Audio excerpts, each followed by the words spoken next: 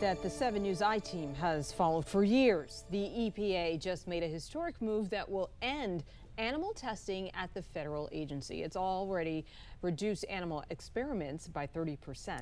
Now the agency wants all testing to end by the year 2035. Here's I-team investigator Scott Taylor, the only local TV reporter at the EPA, for today's big announcement. Oliver, one of more than 4,000 beagles rescued from a Virginia research center in 2022, is a rock star inside the halls of the EPA.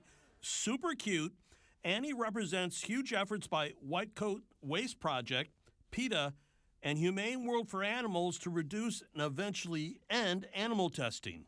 All three just received a big boost from the EPA in doing just that, as the agency says it plans on stopping animal experiments by 2035. And we're confident we will continue to find in the weeks and the months ahead are new technologies, new alternative methods that allow us to reduce animal testing on something that might be required today, but it may not be necessary just a few months from now. All three animal rights organizations attended Thursday's historic announcement.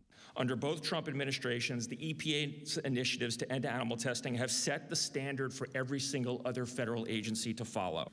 I would like you to consider spearheading a Trump administration task force that is NIH, FDA, DOD, all the federal agencies that have some use of animals in testing or research, and really look for a way to augment your resources collectively, because these promises are big promises. Fortunately, advances in science and technology have provided opportunities to use modern non-animal approaches built on human biology and mechanistic information, many of which have been already shown to be equal to or more predictive than the animal tests that were developed more than half a century ago. In 2019, President Trump set a 2035 deadline to eliminate animal testing, but the Biden administration moved in and removed it.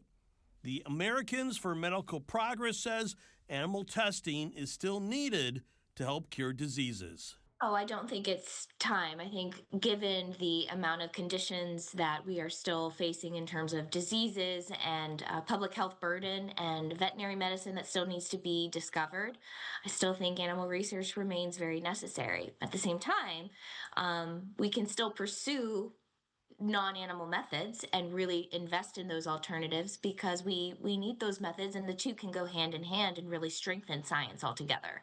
Federal departments are already falling in line with President Trump's ideas of ending animal testing for good. The FDA and NIH are already telling researchers to phase out live experiments on animals in favor of alternative technologies. In Washington, D.C., Scott Taylor, 7 News.